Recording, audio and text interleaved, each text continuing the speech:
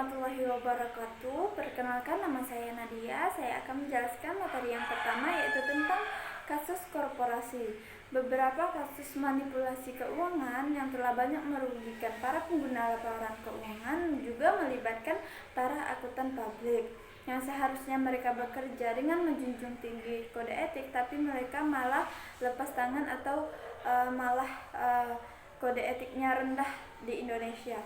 Nah, contoh kasus yang paling banyak muncul di publik yaitu tentang kasus Enron, di mana kasus ini muncul sekitar tahun 2000 sampai 2001. Mereka memanipulasi laporan keuangan dengan mencatat keuntungan sebesar 600 juta, sedangkan mereka sedang mengalami kerugian.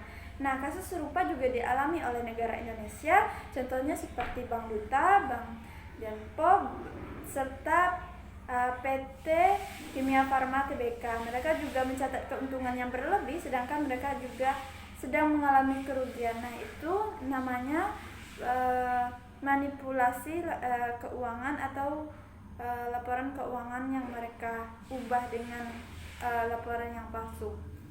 Tentang dilema etika. Sebagai seorang akuntan, mereka seharusnya menjunjung tinggi yang namanya kejujuran dan kode etik, agar mereka dipercayai oleh masyarakat banyak dan tentunya juga partner-partner kerjanya. Tetapi untuk kasus akuntan publik ini sendiri, menurut pengurus IAI terdapat 21 kasus yang melibatkan 53 KAP, yang dimana semenjak kita tahu semenjak tahun 1994 sampai 1997 terdapat 91,8% KAP yang tidak memenuhi sesuai standar profesional akuntan publik. Terdapat juga sebanyak 82,39% yang tidak memenuhi atau menerapkan sistem pengendalian mutu. Selanjutnya terdapat 9,93% yang tidak mematuhi kode etik, dan terdapat 5,26% yang tidak mematuhi peraturan perundang-undangan. Hal ini juga terdapat berlaku pada seorang auditor, yaitu auditor yang juga memiliki konflik dalam pengauditan, seperti seharusnya informasi yang tidak harus banyak diketahui oleh masyarakat. Nah, pembahasan selanjutnya yaitu tentang etika akuntan. Etika akuntan ini adalah etika yang harus diterapkan oleh para anggota Institut Akuntan Publik Indonesia yang sebelumnya dinamakan Ikatan Akuntan Indonesia, Kompartemen Akuntan Publik Indonesia. Nah, etika akuntan ini memiliki 8 prinsip. Yang pertama adalah prinsip tanggung jawab profesi. Apa sih tanggung jawab profesi? Nah, tanggung jawab profesi ini yaitu dimana seorang akuntan harus benar-benar mempertanggungjawabkan apa yang telah dia kerjakan, dan tidak boleh lepas tangan terhadap masalah yang ada. Yang kedua ada kepentingan publik. Seorang akuntan harus tetap mendahulukan kepentingan masyarakat atau kepentingan orang banyak. Yang ketiga ada integritas. Yang selanjutnya ada objektivitas dan kompetensi dan kehati-hatian profesional, di mana setiap akuntan itu harus memiliki prinsip kehati-hatian dalam setiap pekerjaan atau apa yang dia kerjakan. Kemudian kerahasiaan, di mana seorang akuntan harus benar-benar merahasiakan semua dokumen-dokumen yang rahasia dan tidak membocorkannya ke informasi umum. Selanjutnya ada perilaku profesional, yang namanya seorang akuntan, setiap pekerjaan yang dia lakukan harusnya profesional seperti layaknya orang-orang yang bekerja pada umumnya. Mereka tidak boleh melibatkan sesuatu hal yang lain, dan jika bekerja maka dia harus tetap bekerja. Kemudian yang terakhir ada standar teknis. Apapun yang dilakukan harus sesuai dengan standarisasi yang ada di dalam perusahaannya. Nah, itu saja. Selanjutnya akan dijelaskan oleh teman saya yang berikutnya. Terima kasih. Baiklah, saya Anissa Maulida akan menjelaskan tentang kode etik akuntan. Nah, dalam bertindak bagi kepentingan publik, akuntan profesional memperhatikan dan mematuhi ketentuan kode etik ini. Jika akuntan profesional dilarang oleh hukum atau peraturan untuk mematuhi bagian tertentu dari kode etik ini, akuntan profesional tetap mematuhi bagian lain dari kode etik ini. Nah, kode etik ini terdiri atas 3 bagian. Yang pertama ada bagian A. Bagian A ini menetapkan prinsip dasar etika profesional bagi akuntan profesional dan memberikan kerangka konseptual yang akan diterapkan akuntan profesional dalam yang pertama ada mengidentifikasi ancaman terhadap kepatuhan pada prinsip dasar etika. Yang kedua, mengevaluasi signifikan ancaman tersebut dan menerapkan perlindungan yang tepat untuk menghilangkan atau mengurangi ancaman tersebut sampai ke tingkat yang dapat diterima. Perlindungan diperlukan ketika akuntan profesional menentukan bahwa ancaman itu tidak berada pada tingkat yang mana pihak ketiga yang rasional dan memiliki informasi yang cukup berdasarkan semua fakta dan keadaan tertentu yang tersedia bagi akuntan profesional pada saat itu akan menyimpulkan bahwa kepatuhan pada prinsip dasar etika tidak berkurang. Yang pertama tadi ada bagian A, yang kedua ada bagian B dan bagian C. Nah, bagian B dan bagian C ini menjelaskan penerapan kerangka konseptual pada situasi tertentu. Bagian tersebut memberi contoh perlindungan yang mungkin tepat untuk mengatasi ancaman terhadap kepatuhan pada prinsip dasar etika. Bagian tersebut juga menjelaskan situasi ketika tidak tersedia perlindungan untuk mengatasi ancaman dan sebagai akibatnya keadaan atau hubungan yang menimbulkan ancaman tersebut untuk dihindari. Bagian B berlaku bagi akuntan profesional di praktik publik. Bagian C berlaku bagi akuntan profesional di bisnis. Bagian C mungkin juga relevan bagi akuntan profesional dalam praktik publik untuk keadaan tertentu yang mereka hadapi. Kita masuk ke prinsip dasar. Akuntan profesional mematuhi prinsip dasar etika berikut ini yang ada integritas, objektivitas, kompetensi dan kehati-hatian profesional, kerahasiaan dan perilaku profesional. Integritas ini yaitu bersikap lugas dan jujur dalam semua hubungan profesional dan bisnis. Yang kedua ada objektivitas. Objektivitas ini yaitu tidak membiarkan bias, benturan kepentingan, atau pengaruh yang tidak semestinya dari pihak lain yang dapat mengesampingkan pertimbangan profesional atau bisnis. Yang ketiga ada kompetensi dan kehati-hatian profesional, yaitu menjaga pengetahuan dan keahlian profesional pada tingkat yang dibutuhkan untuk memastikan bahwa kalian atau pemberi kerja akan menerima jasa profesional yang kompeten berdasarkan perkembangan praktik, peraturan dan teknik mutakhir, serta bertindak sungguh-sungguh dan sesuai dengan teknik dan standar profesional yang berlaku. Yang keempat ada kerahasiaan. Kerahasiaan ini yaitu menghormati kerahasiaan informasi yang diperoleh dari hasil hubungan profesional dan bisnis dengan tidak mengungkapkan informasi tersebut kepada pihak ketiga tanpa ada kewenangan yang jelas dan memadai, kecuali terdapat suatu hak atau kewajiban hukum atau profesional untuk mengungkapkannya, serta tidak menggunakan informasi tersebut untuk keuntungan pribadi akuntan profesional atau pihak ketiga. Yang kelima ada perilaku profesional. Perilaku profesional yaitu mematuhi hukum dan peraturan yang berlaku dan menghindari perilaku apapun yang mengurangi kepercayaan kepada profesi akuntan profesional.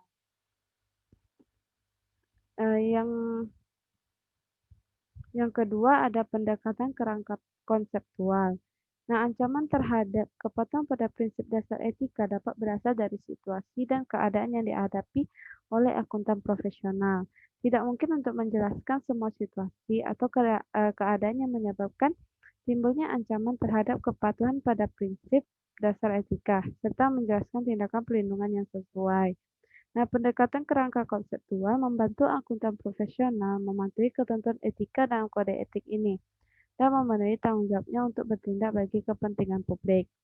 Pendekatan ini mengakomodasi beragam situasi dan keadaan yang dapat menimbulkan ancaman terhadap kepatuhan pada prinsip dasar etika dan mencegah akuntan profesional untuk berkesimpulan bahwa situasi tersebut diperbolehkan ketika tidak ada larangan secara spesifik. Ketika akuntan profesional mengidentifikasi ada ancaman terhadap kepatuhan pada prinsip dasar etika dan mengevaluasi bahwa ancaman tersebut tidak berada dalam tingkat yang dapat diterima, maka akuntan profesional menentukan tersedia tidaknya perlindungan yang tepat dan dapat diterapkan untuk menghilangkan atau mengurangi ancaman tersebut sampai ke tingkat yang dapat diterima.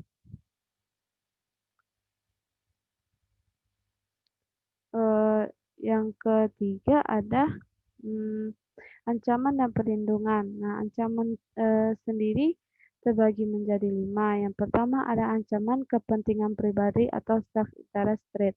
Nah, ancaman kepentingan pribadi atau self-interest threat ini adalah ancaman yang terkait dengan kepentingan keuangan atau kepentingan lain yang akan mempengaruhi pertimbangan atau perilaku anggota profesional secara tidak layak.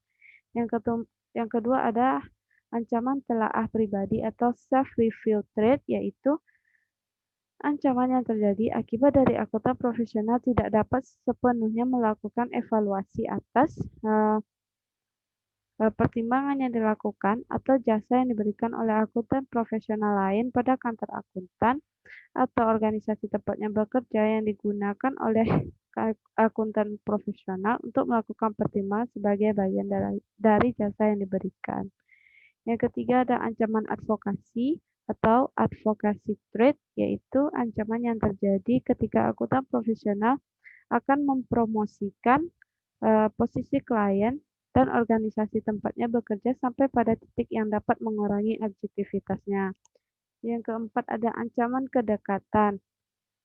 Ancaman kedekatan atau familiarity threat ini adalah yaitu ancaman yang terjadi ketika akuntan profesional terlalu bersimpati pada kepentingan klien atau organisasi tempat bekerja, atau terlalu mudah menerima hasil pekerjaan mereka karena hubungan yang dekat dan telah berlangsung lama dengan klien atau organisasi tempat yang bekerja.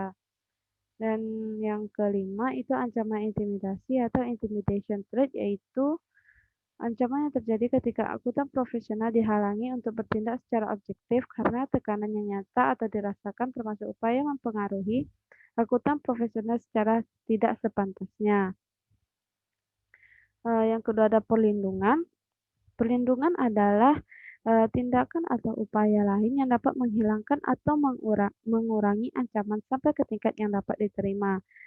Perlindungan ini dibagi dalam 2 kategori. Yang pertama itu ada perlindungan yang diciptakan oleh profesi, perundang-undangan atau peraturan. Dan yang kedua ada perlindungan dalam lingkungan kerja. Nah, perlindungan yang diciptakan oleh profesi, perundang-undangan atau peraturan termasuk yang pertama persyaratan pendidikan, pelatihan, dan pengalaman untuk memasuki profesi.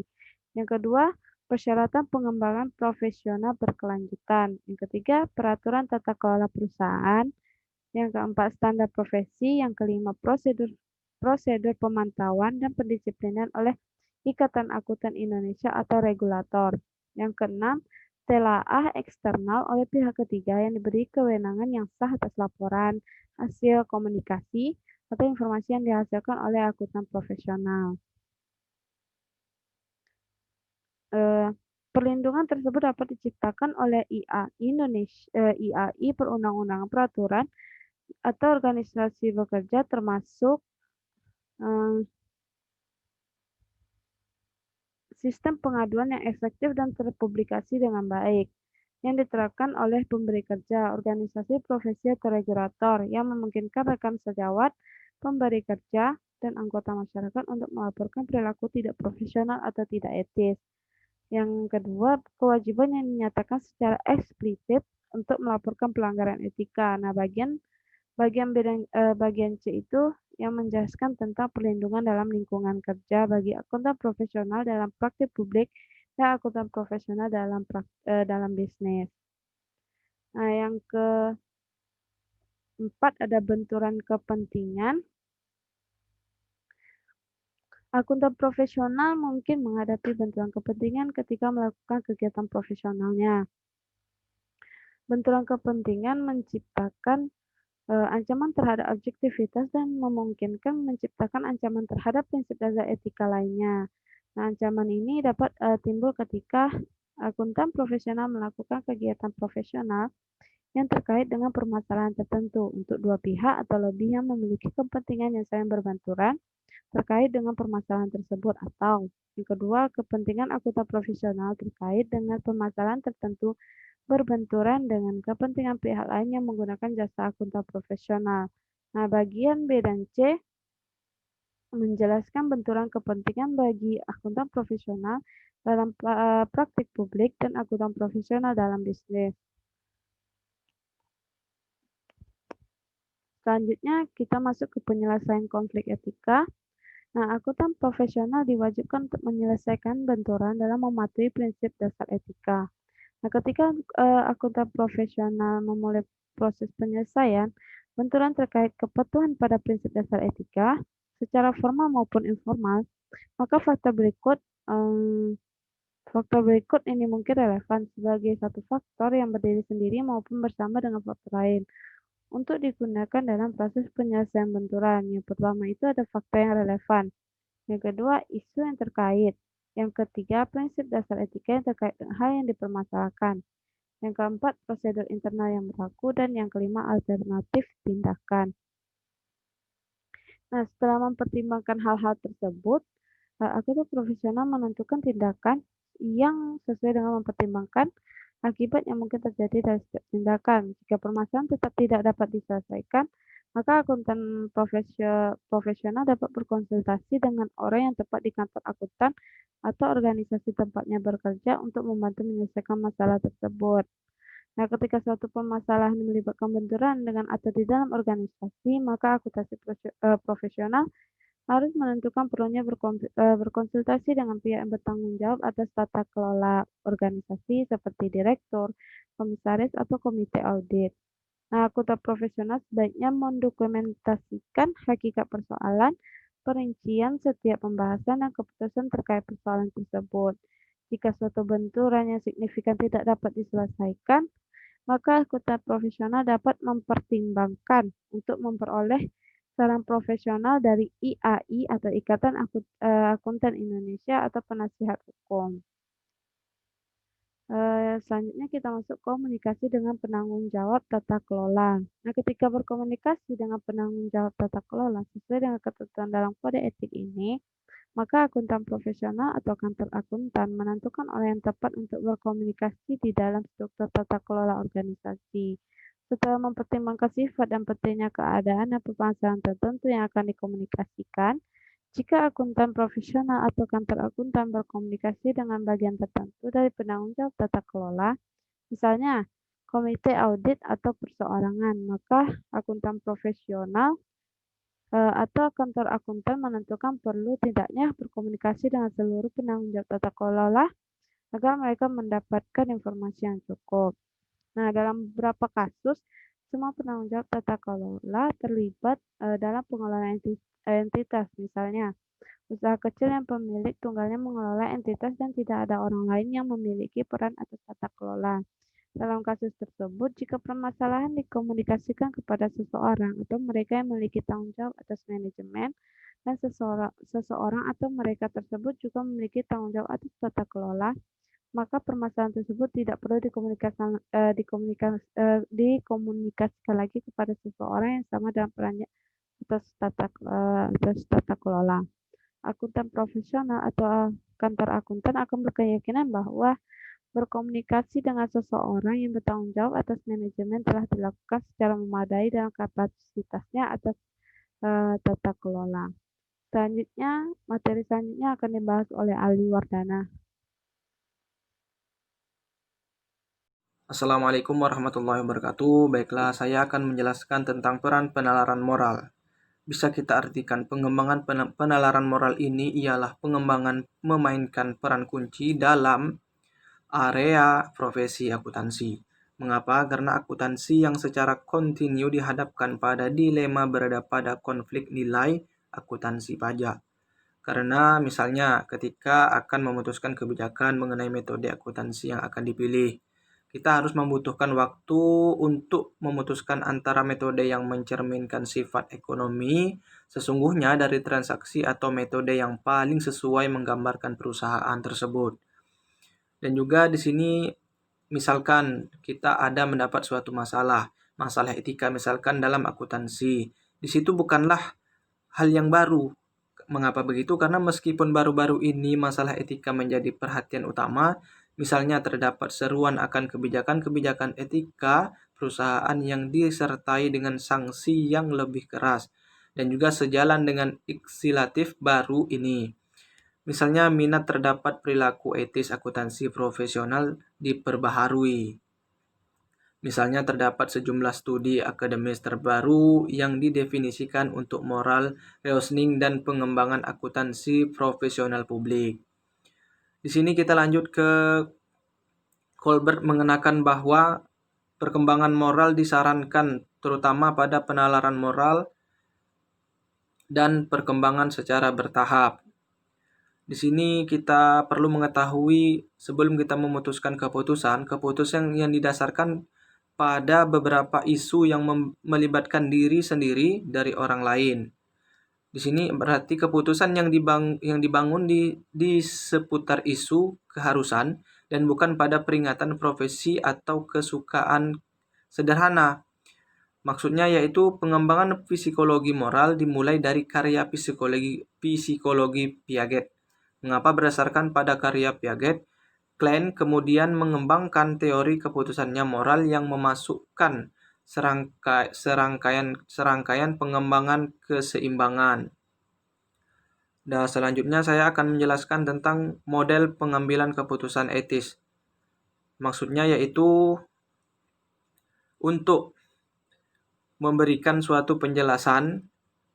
Misalnya sini kerangka kerja teoritis tentang pengambilan keputusan etis dipinjam dari psikologi sosial.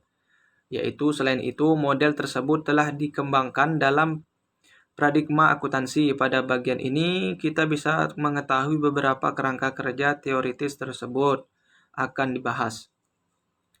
Nah, di sini teori penalaran moral dari Colbert. Bisa kita ambil pelajaran di sini pembahasan Colbert 1981 mendefinisikan penalaran moral sebagai penilaian terhadap nilai, penantian sosial, dan juga penilaian terhadap kewajiban yang mengikat individu dalam melakukan suatu tindakan. Penalaran moral dapat dijadikan prediktor. Mengapa? Karena terdapat dilakukannya tindakan tertentu pada situasi yang melibatkan moral. Hal ini juga sejalan dengan apa yang dikemukakan oleh Res 1979, bahwa penalaran moral adalah konsep dasar yang memiliki individu yang menganalisis, mencari tahu terus masalah sosial, moral, dan menilai terlebih dahulu terus-menerus tindakan apa yang akan dilakukannya selanjutnya.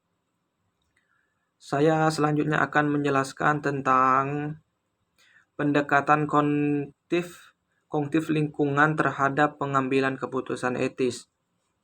Nah, jadi menurut saya kita perlu sangat mengetahui baik-baik dan memahaminya. Meski penjelasan saya kurang jelas, di sini kita lanjut ke pendekatan konflik. Nah, ketika banyak riset yang berhubungan dengan perilaku etis individual menggunakan DIT untuk mengukur kuat moral reasoning individual, misalnya urutan peringatan dari alternatif moral. Telah berkembang mendekatkan tambahan yang membahas komponen gen dari model riset. Misalnya mereka menyebutkan skala etis, melodimensional, SEM sebagai ukuran standar moral, yang merupakan di sini komponen pertama dari model riset dan menghubungkan teori perencanaan perilaku dan komponen 3 dan 4 suatu keputusan. Atau kita bisa mengetahui di situ ada yang penting dalam pengambilan keputusan etis ini, teman-teman. Jadi di sini misalnya psikolog dalam proses ethical reasoning, Forry merespon dengan karya pengembangan moral Colbert dan riset, serta bahwa urutan ini memungkinkan menjadi alat yang lebih baik untuk memahami proses moral reasoning akuntan. Dan juga kita perlu mengetahui teori tentang aksi penalaran sangat berhubungan dengan niat sebelumnya dari konsumen perilaku, yang pada gilirannya diprediksi dari sikap pribadi individu terdapat perilaku dan moral subjektif. Alasannya yaitu bahwa teori tersebut telah menghubungkan dengan 3 komponen riset, motivasi, moral, dan 4 karakter moral. Teori penalaran aksi telah memberikan landasan bagi banyak studi akuntansi termasuk usaha untuk mengidentifikasi penyebab perilaku agresif auditor dalam menghubungkannya dengan klaim dan keputusan pembayar pajak. Sekian. Stigma akuntansi. Pada bagian ini kita bisa mengetahui beberapa kerangka kerja teoritis tersebut akan dibahas. Nah, di sini teori penalaran moral dari Colbert.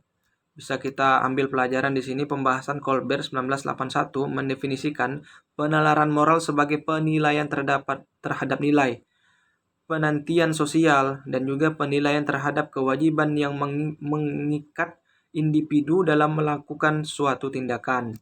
Penalaran moral dapat dijadikan prediktor. Mengapa? Karena terdapat dilakukannya tindakan tertentu pada situasi yang melibatkan moral.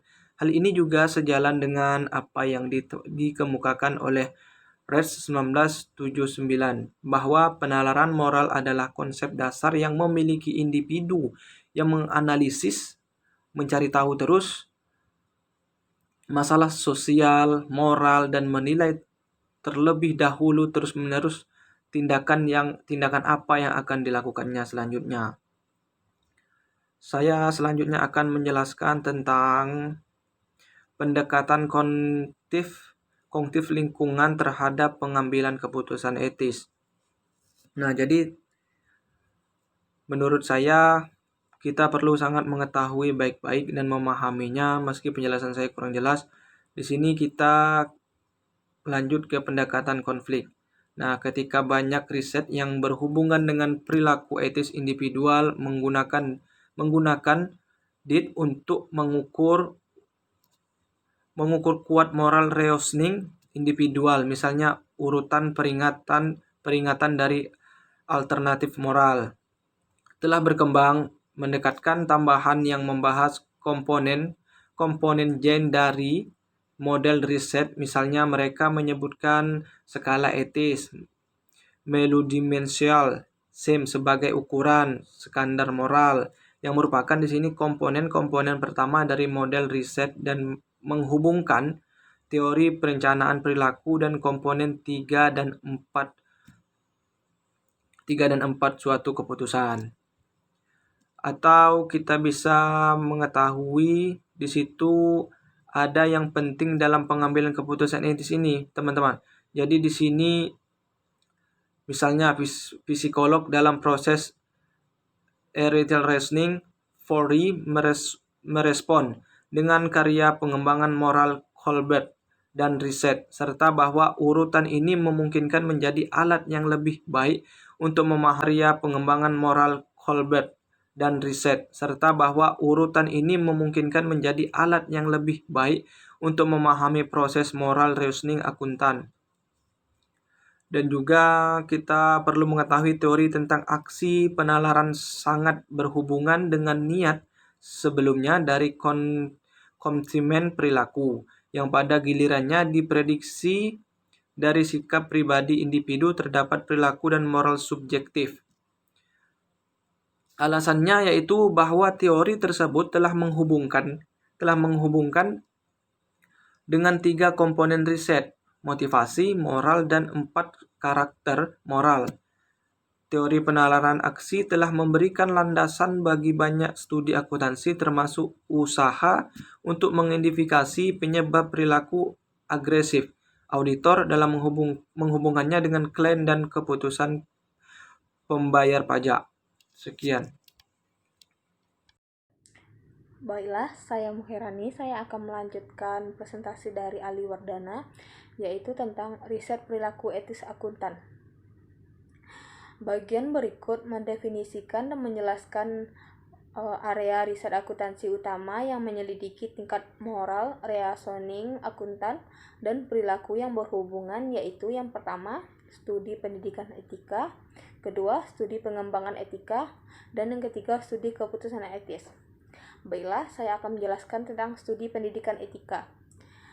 Yang pertama, menurut Armstrong tahun 1987, suatu studi pertama yang menyelidiki hubungan antara perkembangan moral dan riset perilaku yang dilakukan oleh Armstrong tahun 1987 yang menyimpulkan bahwa para CPA yang menjadi responden kelihatannya mencapai tingkat kematangan moral orang dewasa pada umumnya. Hal ini merupakan kebalikan dari tingkat kematangan lulusan kampus. Yang kedua, Ponemon dan Glaser tahun 1990 serta Jeffrey tahun 1993. Ponemon dan Glaser memperluas penyelidikan ke dalam tingkat moral reasoning akuntan dengan membandingkan mahasiswa dan alumni untuk dua lembaga pendidikan yang terletak di daerah timur Amerika Serikat. Yang ketiga, St. Pierre, Nelson, dan Gabin pada tahun 1990. St. Pierre dan kawan-kawannya mengkaji hubungan tingkat moral reasoning yang akan dikumpulkan berkaitan dengan subjek adalah jurusan, gender, dan paparan awalnya terhadap etika dalam kurikulum formal. Dan yang keempat, Ponemon pada tahun 1993A, Ponemon mengkaji pengaruh interaksi etika terhadap perkembangan perilaku etis mahasiswa akuntansi. Yang kelima, M. Armstrong pada tahun 1993. Armstrong menampilkan hasil pra dan pasca pengujian dari pengembangan moral untuk siswa yang mengikuti mata kuliah etika, profesionalisme, dan universitas yang didukung oleh negara bagian Amerika Serikat. Yang keenam, Lampe pada tahun 1994. Lampe menyampaikan hasil dari studi akuntansi tingkat mahasiswa sehubungan dengan reasoning di Amerika Serikat. Baiklah, saya akan menjelaskan tentang studi pengembangan etika. Yang pertama, menurut Ponemon pada tahun 1990, Ponemon menyelidiki ethical reasoning dan penilaian praktisi akuntansi dalam perusahaan publik. Yang kedua, Ponemon pada tahun 1992A, Ponemon menyelidiki pengaruh dari sosialisasi kantor akuntan publik terhadap tingkat ethical reasoning masing-masing CPA. Yang ketiga, Shaub pada tahun 1994, Shaub menyelidiki perbedaan antara sampel yang terdiri atas 207 auditor dan sampel yang terdiri atas 91 mahasiswa akuntansi senior dengan 6 variabel demokratis. Yang keempat, Sweeney pada tahun 1995, Sweeney memperluas garis riset ini dengan menyelidiki asosiasi antara faktor-faktor demografis dan organisasional, misalnya kepuasan kerja, posisi, gender, dan status sosial ekonomi, dengan tingkat moral, reasoning, dan auditor. Yang kelima, Jeffrey dan Werhertol pada tahun 1996, Jeffrey dan kawan-kawannya menyelidiki perbedaan perkembangan etika, komitmen profesional, dan sikap terhadap aturan antara akuntan pada kantor akuntan publik. Dan yang keenam, Kate Lower dan Radke pada tahun 1996 menjelaskan mengkaji perbedaan dalam tingkat moral reasoning antara auditor lingkungan, auditor internal lain, dan akuntan publik dengan asumsi bahwa auditor dengan tingkat moral reasoning yang lebih tinggi kemungkinan akan memilih sendiri lingkungan penugasan audit mereka. Nah, selanjutnya saya akan menjelaskan tentang studi keputusan etis. Yang pertama, menurut Ponemon dan Gabhart pada tahun 1990, Ponemon dan Gabhart mengkaji hubungan antara penilaian independensi auditor dengan tingkat moral reasoning. Yang kedua, Windor dan Arkanasi pada tahun 1995. Windor dan yang mengkaji bagaimana hubungan antara budaya internasional, pengembangan moral reasoning, dan kepercayaan dalam dunia mempengaruhi independen auditor serta gaya pengambilan keputusan. Yang ketiga, menurut Scatberg, Servick, dan Shapiro pada tahun 1996. 3 kondisi ekonomi umum terhadap kerusakan independensi. Yang pertama, memperhatikan klien terhadap isu pelaporan, di mana variasi pelaporan lintas bagian harus ada pada auditor yang bertahan dalam periode tersebut. Yang kedua, kuasiran harus sesuai dengan yang ada untuk periode selanjutnya.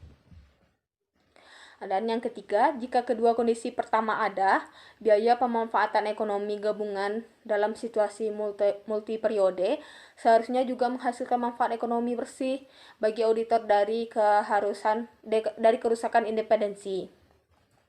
Yang keempat, menurut Shaw dan Lawrence pada tahun 1996 yang menjelaskan menyelidiki latihan skeptisisme profesional auditor sebagai sebuah alat untuk menekan perilaku klien yang mementingkan dirinya sendiri. Pelanggaran lain kode dan perilaku profesional AICPA. Yang pertama, menurut Lampe dan Finn pada tahun 1992, Lampe dan Finn membuat model atas proses keputusan etis auditor dengan mengembangkan model 5 elemen, yaitu mendapatkan pemahaman, mengakui dampak, mempertimbangkan keputusan alternatif, menilai menggunakan nilai lain, dan mengambil keputusan final. Untuk dibandingkan dengan model berbasis kode etik dan perilaku profesional AICPA.